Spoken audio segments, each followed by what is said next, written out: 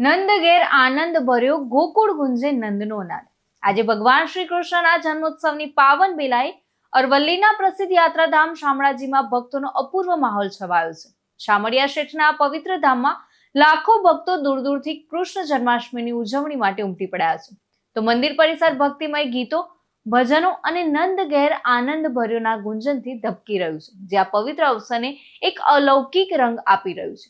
તો નમસ્કાર, ચક્રવાત ન્યૂઝ સાથે હું છું જાની। સવારે શામળિયા શેઠની મંગળા આરતીથી જન્મોત્સવની શરૂઆત કરવામાં આવી, જેમાં ભગવાન કાળિયા ઠાકોરને પંચદ્રવ્યો સાથે વિશેષ સ્નાન કરવામાં આવ્યું। મંદિરને કેળના હરિયાળા પાન, આસોપાલવના હાથ અને રંગબેરંગી ફૂલોથી ભવ્ય રીતે શણગારવામાં આવ્યું।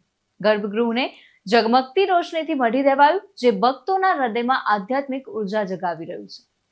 તો આ વર્ષે જન્માષ્ટમીની ખાસ રોનક એ છે કે ભગવાન શામળિયાને 4 કરોડ કિંમતનો સોનાનો મુગટ અને 15 કિલો સોનાના દાગીનાઓથી શણગારવામાં આવ્યા છે। આ ભવ્ય શણગારે શામળાજીના દર્શનને અવિસ્મરણીય બનાવ્યા છે અને ભક્તો આ દિવ્ય દર્શનનો લાભ લઈ રહ્યા છે। તો મંદિર પરિસરમાં ભગવાન શ્રી કૃષ્ણના જીવન ચરિત્ર પર આધારિત એક ભવ્ય પ્રદર્શની યોજાઈ છે, જે કૃષ્ણ લીલાની ઝાંખી રજૂ કરી રહી છે। તો સાંજે 108 મટકી ફોડનો રોમાંચક કાર્યક્રમ યોજાશે, જે જન્મોત્સવના ઉત્સાહને બમણો કરશે।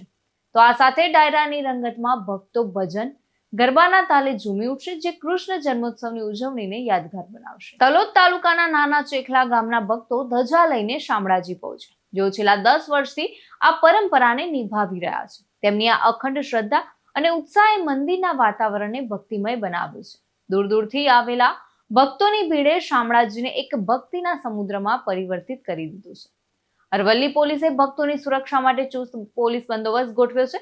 મોટી સંખ્યામાં ભક્તોની ભીડને ધ્યાનમાં રાખીને ટ્રાફિક, પાર્કિંગ અને અન્ય સુવિધાઓનું યોગ્ય આયોજન કરવામાં આવ્યું છે, જેથી શ્રદ્ધાળુને કોઈ અગવડ ન થાય। મારું નામ શિલ્પાબેન પ્રજાપતિ છે અને અમે પ્રાંતિજ તાલુકાના અનવરપુરા અને ઓરાણ ગામમાંથી અમારા અનવરપુરાના વડીલ શ્રી રમેશભાઈ પ્રજાપતિ આ કાર્ય કરી રહ્યા છીએ। એમાં અમે 10 વર્ષથી સતત આ સેવા આપી રહ્યા છીએ અને બધા જ ભક્તો જે ચાલતા આવે છે અને જે દર્શનાર્થે આવે છે એમને અમે ફલાહાર કરાવીએ છીએ, જેમાં મોરૈયાની ખીચડી, સૂકી ભાજી, કઢી અને શીરાનું વિતરણ કરીએ છીએ।